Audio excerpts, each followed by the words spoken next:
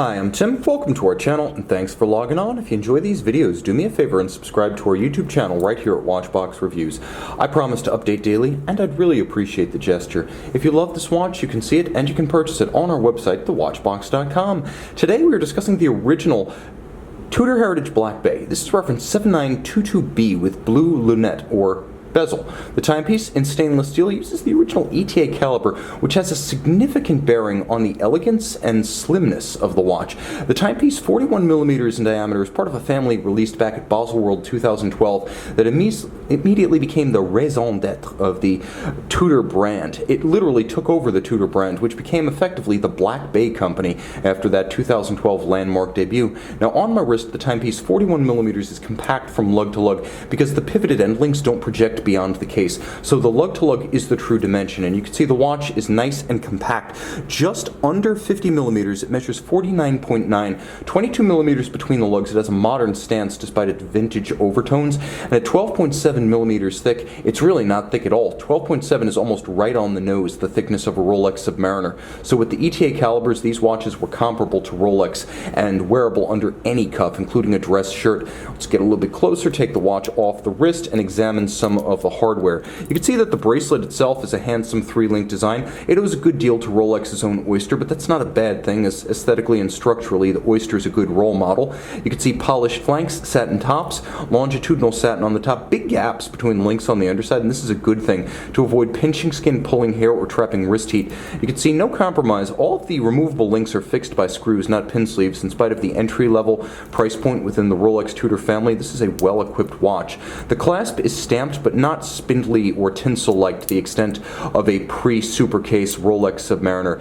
This is very much a modern clasp. It inspires confidence. There's a lot of material here, and thus it feels solid on the wrist as well as when open. There are 3 different anchoring points inside the clasp, so you can fine-tune the fit. You also appreciate some of the refinements, including polish internally and the use of spring-loaded pin snaps, which I have to admit impressed me. You'll find them internally as well as externally for the swing arm and the clamshell. Those spring-loaded ceramic pin snaps ensure that the tolerances won't wear down, as the metal simply can't aggress against fired ceramic.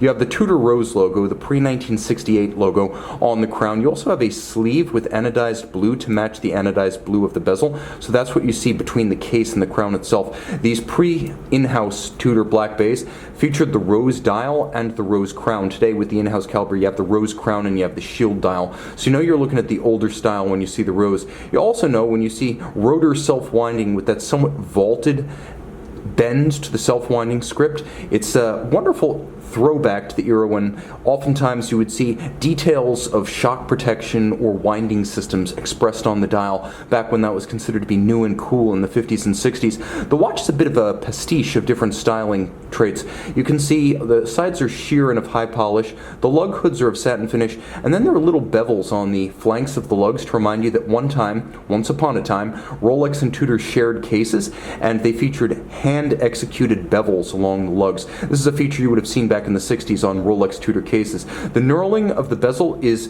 relatively shallow and fine, but sharp and easy to grip. It's superior to a Submariner in that respect.